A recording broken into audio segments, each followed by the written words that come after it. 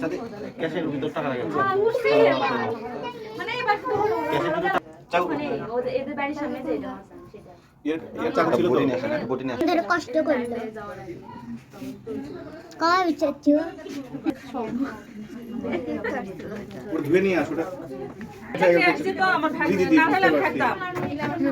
জানেন কই এত লোক কে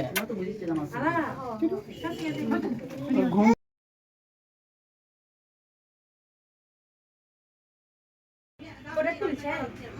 কিনে দিতে তোলা হয়নি তুলসী তোমার সেলফি তোলা যাবে না পিছনে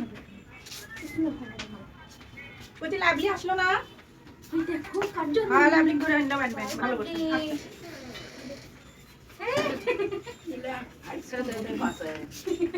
আমি আসি দাঁড়ান দেখে দিই আসো